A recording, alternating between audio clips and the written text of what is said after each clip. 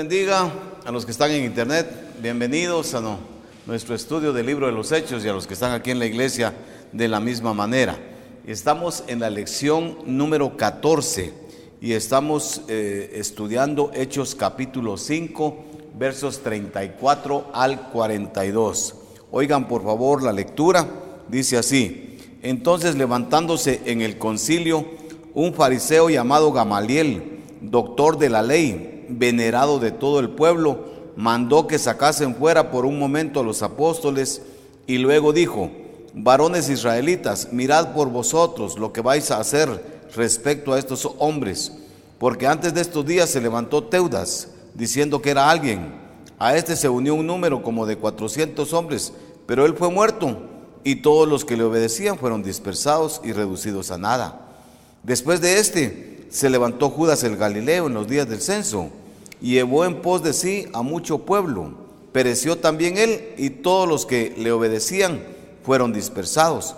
Y ahora os digo, apartaos de estos hombres y dejadlos, porque si este consejo o esta obra es de los hombres, se desvanecerá, mas si es de Dios, no la podréis destruir. No seáis tal vez hallados luchando contra Dios. Vamos a entrar a nuestra hoja y estamos con el tema no pelear con Dios. De repente alguno de ustedes nos está observando y alguno de ustedes está viendo tal vez por casualidad. Y yo quiero recordarle esto: nunca podemos estar peleando con Dios, nunca podemos aislarnos de Dios, independizarnos de Dios, porque nos va a ir mal. Y aquí el tema es no pelear con Dios. Vamos a leer la hoja. Las criaturas deberíamos estar siempre en sintonía con nuestro Creador. Escriba Creador en su hoja. Siempre agradecidos y contentos con lo que tenemos. Fíjese, nuestro Dios, nuestro Creador nos da, permite que se nos quiten algunas cosas, pero siempre en su sabiduría debemos estar siempre contentos.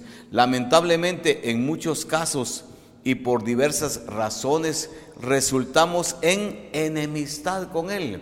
Yo le pedí a Dios que me diera un vehículo, y como no me lo dio, entonces estoy enojado con Dios porque no me dio el vehículo. Pero miren cómo es eso. Estoy atenido a la voluntad de Dios, pero quiero que Dios haga mi voluntad. Y en la palabra recordamos que dice la Biblia, que hágase tu voluntad, Señor, que se haga tu voluntad. Y le pedimos que se haga tu voluntad, pero cuando no contesta como yo quiero, entonces nos molestamos. No puede ser así. Estamos argumentando que no nos responde como queremos, o porque no nos parece la decisión que Él tomó con nosotros. Muchas veces no nos damos cuenta, escriba cuenta, y caemos en esta triste circunstancia. Y en el verso 39, Gamaliel hace una advertencia, y óigalo por favor: no seáis tal vez hallados luchando contra Dios. Que nadie caiga en ese error garrafal de estar en oposición a Dios. A usted le va a ir mal, no a Dios. Vamos con el punto número 1, la voz sabia. Cuando se habla de Gamaliel, miren, se habla de un personaje, dice, venerado por todo el pueblo. Era un hombre recto, un hombre íntegro. Qué fascinante, ¿verdad? Y además fue el maestro de Saulo de Tarso, que más adelante fue el gran apóstol Pablo. La voz sabia, versos 34 a 37 de Hechos capítulo 5. Ya él dio su argumentación y ahora nosotros vamos a estudiar. Las personas llenas de la sabiduría de Dios siempre hacen diferencia. ¿Hace usted esa diferencia? Cuando usted está lleno de la sabiduría de Dios, se nota, se diferencia usted entre las demás personas. Ojalá que así sea.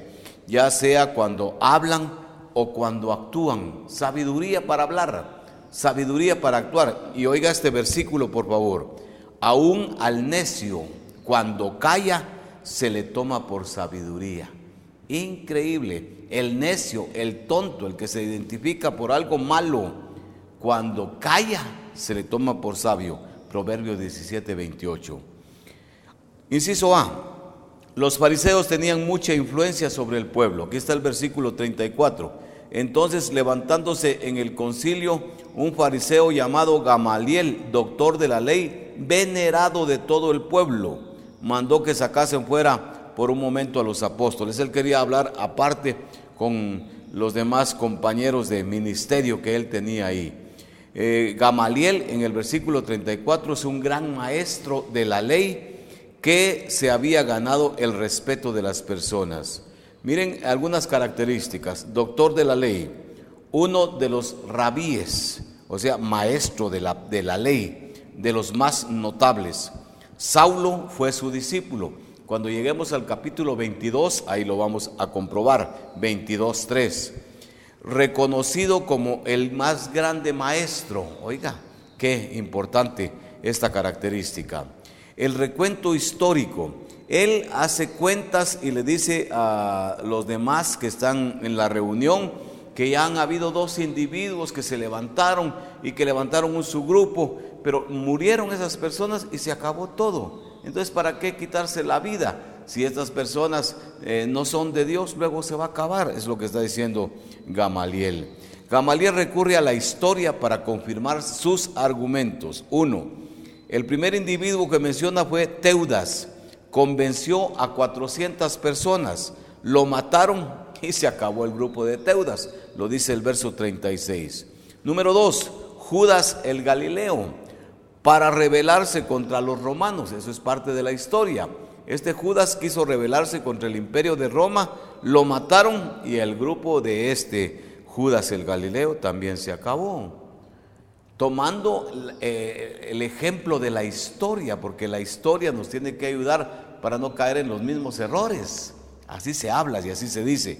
Entonces entramos al punto número 2. Después de dar su argumento, ahora llegamos al verso 38. El consejo sabio. ¿Cuál es este consejo sabio? Y ahora os digo, ya tomando el concepto de la historia: apartaos de estos hombres y dejadlos, porque si este consejo o esta obra es de los hombres, se desvanecerá. Entonces, ¿para qué nos vamos a estar quitando la vida? Si algo principia a crecer y ya crece muerto, no nos quitemos la vida, él solito se va a morir. Eso está diciendo Gamaliel. El consejo sabio. Qué bueno que recordemos Eclesiastés capítulo 3. ¿Qué es lo que dice Eclesiastés? Todo tiene su tiempo. No se les olvide, todo tiene su tiempo.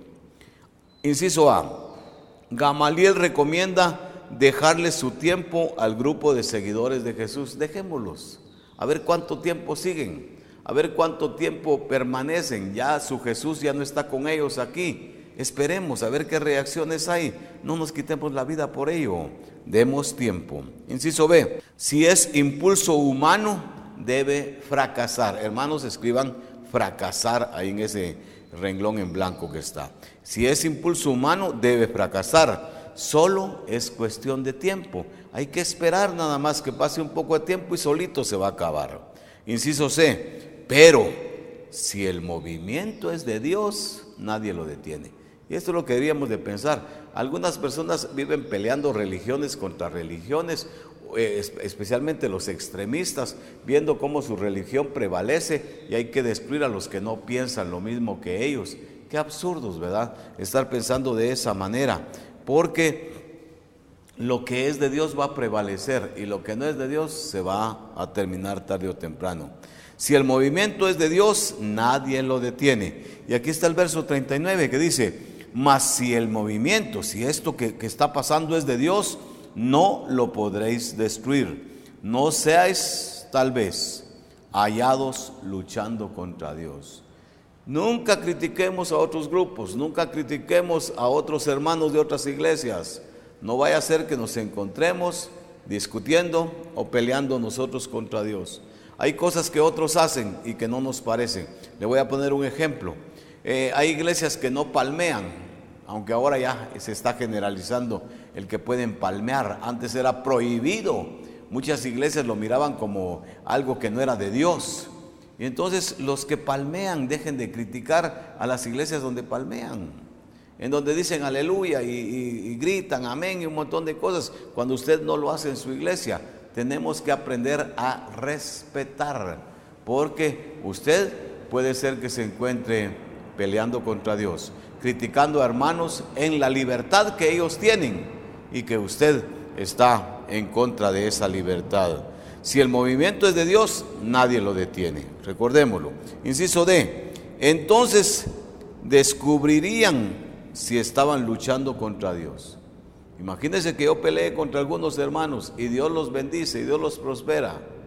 No estoy peleando contra los hermanos, estoy peleando contra Dios. Y ya lo vamos a ver en el capítulo 9, cuando aparece Saulo persiguiendo a los cristianos. ¿Qué pasó? Jesús se le apareció y le dice: ¿por qué me perseguís?